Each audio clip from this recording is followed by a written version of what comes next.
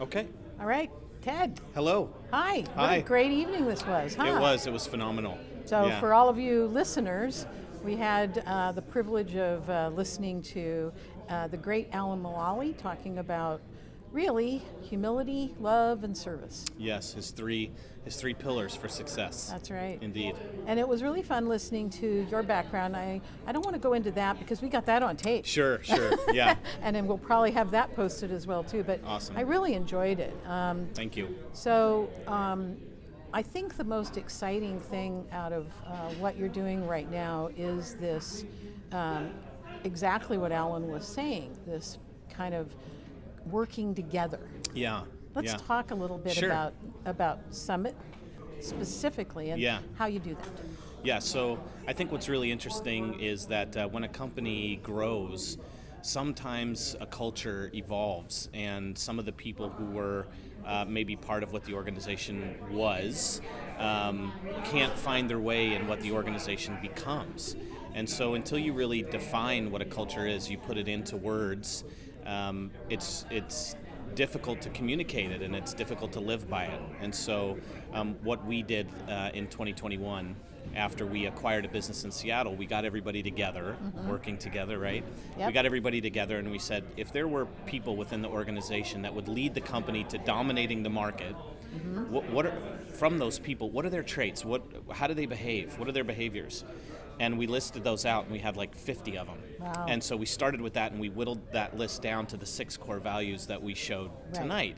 And so that's our DNA. That's our company's DNA. And actually, could you repeat the 6? Yeah. That would be definitely. It's integrity in all that we do, do whatever it takes, innovation, great. communication and transparency, Right. bring out the best in each other, and win. Those are our company's 6 core values. Yep. And so that forms the foundation of our people element.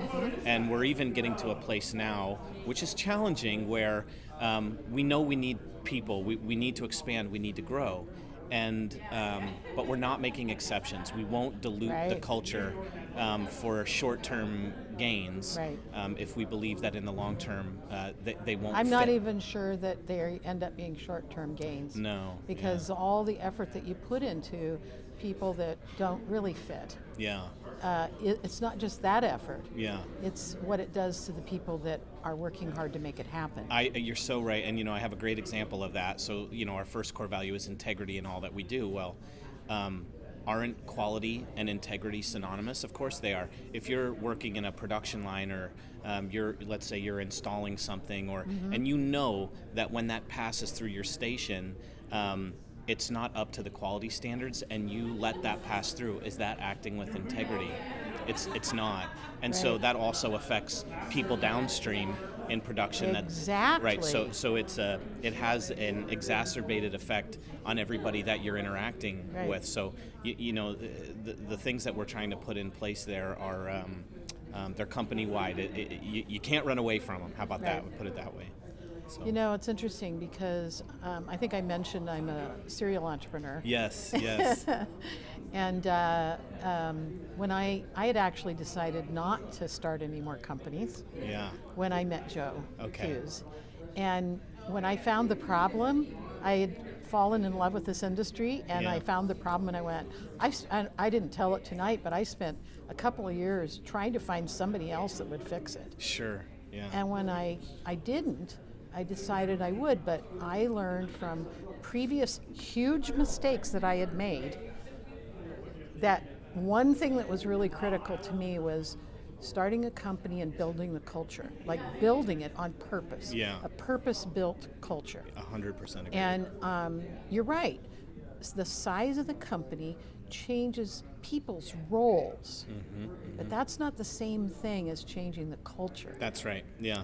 And it was one of the things I think that somebody asked Alan about tonight was, how after you leave, how do you ensure that this culture that you've built sticks around? And I kind of wanted to, shout at the rooftops is when the people that you hire and the people that you bring into the fold, when they align culturally, then they're only going to bring other people into the fold that align culturally as well. So as long as the people that you have all have the same DNA, the culture will continue rolling. It's only when you deviate from that in your hiring processes and whatnot, that it has the potential to change. Right. So, I remember about 5 years in, because if you don't build it and stick to it, it'll have a life of its own, right? That's right. And I remember seeing I think it was 4 or 5 years into it, where I wasn't the one doing that anymore. Yeah. It was everybody was starting to make sure, right? Yeah. Yes. And I get, like Alan said, you can't let that behavior That's right. go. Yeah. You can't. And it took us a while too to really understand. We started off pretty well with a good outline for culture, but we did start learning more, and you used the word innovation. The one that we've ended up with, which is kind of a cross between your get her done kind of do it and innovation, which is iteration, which is getting up every morning and being ready to learn and do better, Sure. and not be afraid that it's admitting some kind of mistake or being too protective of your previous ideas. It's that is something that kind of came out of transparency and caring for each other and all of that kind of stuff. So I have to admit, this was a wonderful listening to what you've accomplished and listening to Alan, and really it all brings it down to that. And I read a lot about the actual value, the kind of measurable value of good culture. Sure. And there's been a lot of studies around it. Yeah. And I remember reading an article that said a company built on a good culture is 3 times more effective. And I see that. I believe that.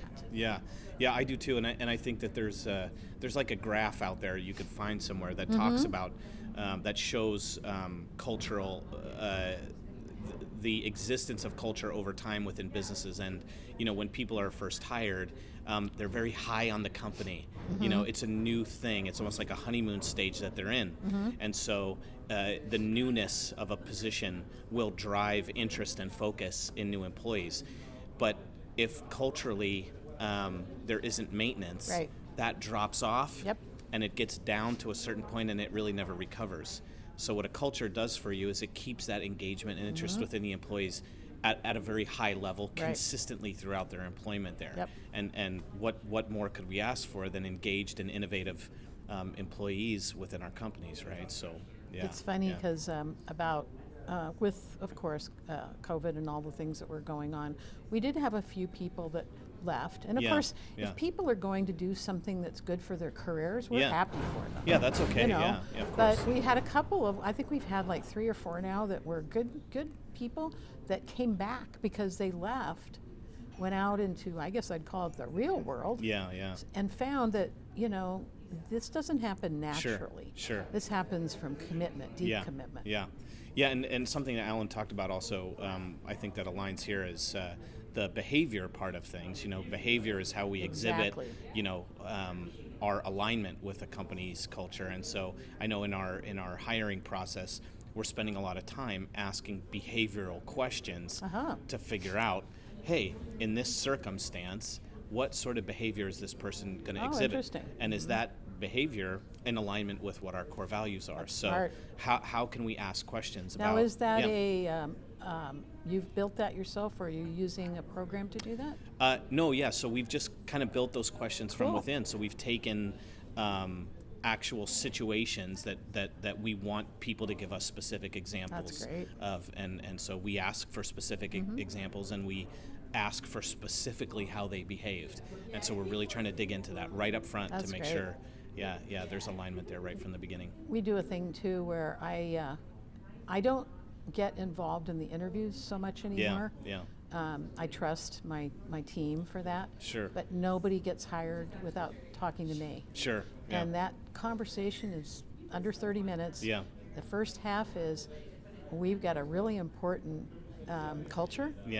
And this is what it is. And I wanted to tell you personally, because it's like joining a family. It's like getting married. And if you don't believe in it too, you're going to let people down, and you're going to let yourself down. And so hear it from me now. Yeah.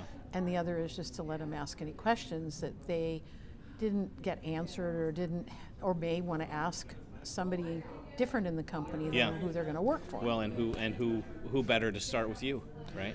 You know, it's interesting. I get pretty passionate, so I think that's another good thing. Yeah. I think passion is good. Yeah, indeed. You know, it was interesting. We didn't really talk about that, did we?